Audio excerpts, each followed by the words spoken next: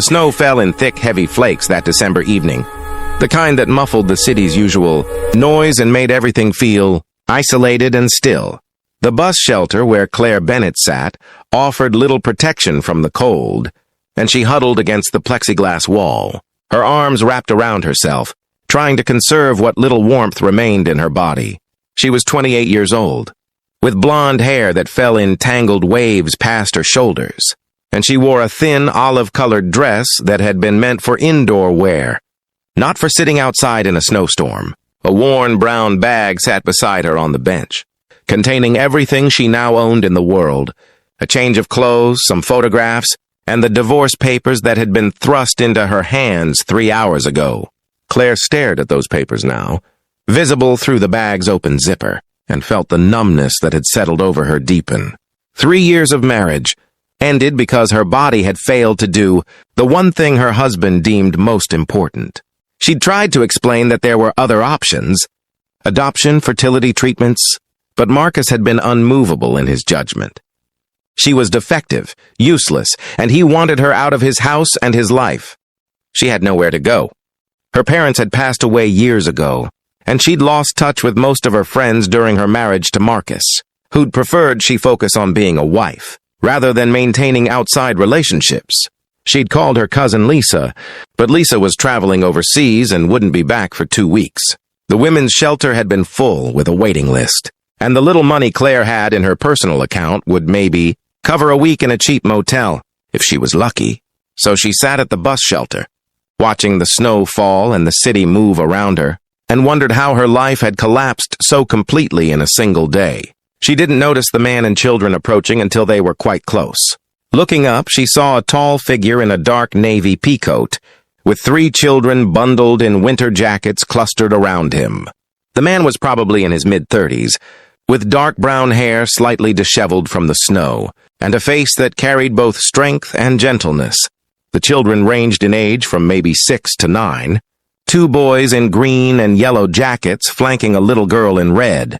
The man paused near the bus shelter, and Claire saw his eyes taking in her situation. The thin dress, the worn bag, the way she was shivering despite her best efforts to appear composed. She looked away, not wanting to see pity in another person's eyes. "Excuse me," the man said, his voice gentle but concerned. "Are you waiting for a bus?" Claire knew the shelter had a schedule posted, knew that he could easily check and see that the last bus on this route had departed 20 minutes ago. There wouldn't be another one until morning. But she nodded anyway. "Yes, just waiting." "In that dress? Without a coat? Ma'am, it's 12 degrees out here." "I'm fine," Claire said, though her voice shook with cold and something else. Despair, maybe, or the exhaustion of pretending she was fine when everything had fallen apart. The little girl in the red jacket tugged on the man's sleeve. "Daddy, she's freezing. We should help her." "Emily's right," one of the boys added. "Remember what you always say? About helping people who need it?" The man knelt down near the bus shelter opening, putting himself at a less intimidating height. "My name is Jonathan Reed. These are my children, Alex, Emily, and Sam. We live about 2 blocks from here. I'd like to offer you a warm place to stay tonight, at least until you can figure out your next steps. It's not safe for you to be out here in this weather." Claire shook her head automatically. "I can't accept that. You don't know me. I could be dangerous." Jonathan gave a slight smile. "You're sitting in a bus shelter in 12-degree weather without a coat. The only danger you pose is to yourself. Look, I understand if you're wary of strangers, but I have 3 kids with me, which should tell you something about my intentions. And I can't, in good conscience, drive past someone who clearly needs help. So please, let us at least get you warm and fed. After that, if you want to leave, I'll call you a cab to wherever you want to go. Deal?" Claire looked at his face, at the genuine concern there, and at the 3 children, watching her with the kind of open compassion that children have before the world. Teaches them to look away, and she thought about sitting in this shelter all night, about the very real possibility that she might not survive the cold, about how she had no other options that didn't involve slowly freezing to death. "Okay," she whispered. "Thank you." Jonathan helped her stand, and she realized just how weak the cold had made her. He immediately shrugged out of his own coat and draped it around her shoulders, leaving himself in just a sweater. "Sam, give me your hand." Alex, you hold Emily's. Let's get home. They walked through the snowy streets, a strange little procession, until they reached a comfortable two-story house, with warm light glowing from the windows. Inside, the home was cozy and lived in, with children's artwork on the refrigerator and toys neatly organized in bins near the living room. "Kids, go get changed into your pajamas," Jonathan said, helping Claire to the couch and wrapping a blanket around her. "I'll make some hot chocolate in a minute." "Can we make some for the lady, too?" Emily asked. "Of course." As the children thundered upstairs, Jonathan disappeared into what Claire assumed was a bedroom and returned with a thick sweater and warm socks. "These were my wife's," he said quietly. "She passed away 18 months ago. I think she'd be happy knowing they were helping someone." Claire changed in the bathroom, grateful for the warmth of the sweater and the way the thick socks made her feet stop aching from the cold. When she emerged, Jonathan had hot chocolate waiting, along with sandwiches that she realized with embarrassment she was ravenous for. The children returned in pajamas, and they all sat around the kitchen table while Claire ate and Jonathan supervised homework. It was such a normal domestic scene that Claire felt tears prick her eyes. This was what she'd wanted, a home, a family, children, and she'd been cast out because her body had betrayed her. "Are you okay?" Emily asked, noticing Claire's tears. "Did someone hurt you?" Claire wiped her eyes. "I'm okay, sweetheart. Just grateful for your father's kindness." After the children were in bed, Jonathan made tea and sat across from Claire in the living room. "You don't have to tell me what happened," he said gently, "but if you want to talk, I'm here to listen." And Claire found herself telling him everything. About her marriage to Marcus, about the years of trying to get pregnant, about the tests that revealed she would likely never be able to conceive naturally, about Marcus's coldness, his growing resentment, and finally that afternoon, his announcement that he wanted a divorce, that he'd already found someone else, someone younger and more fertile, that Claire needed to pack her things and leave immediately.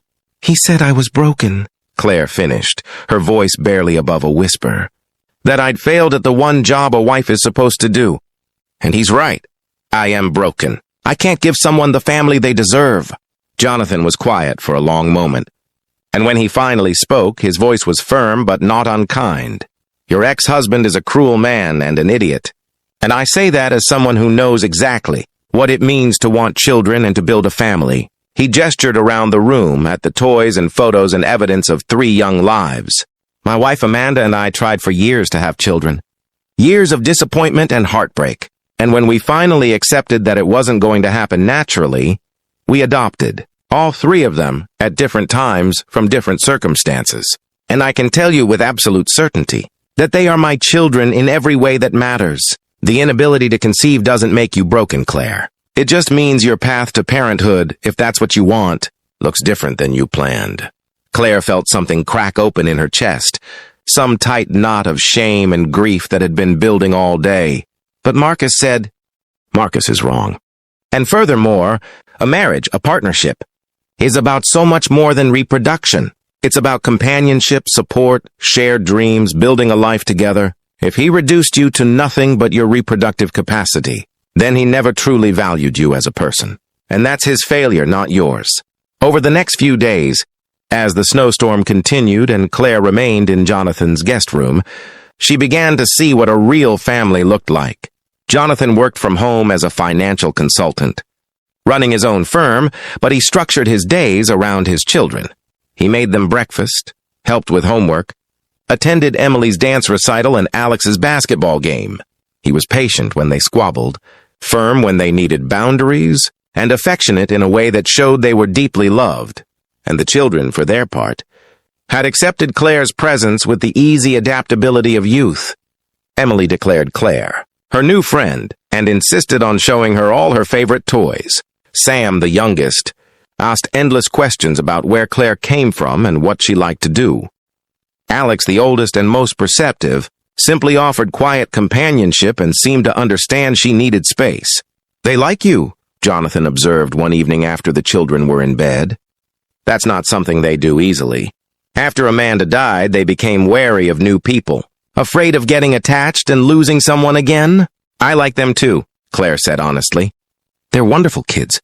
You've done an amazing job raising them on your own. It hasn't been easy, especially those first months after Amanda passed. I was drowning in grief and trying to hide it from them. And they were grieving too, and we were all just struggling through each day. Jonathan paused. But we helped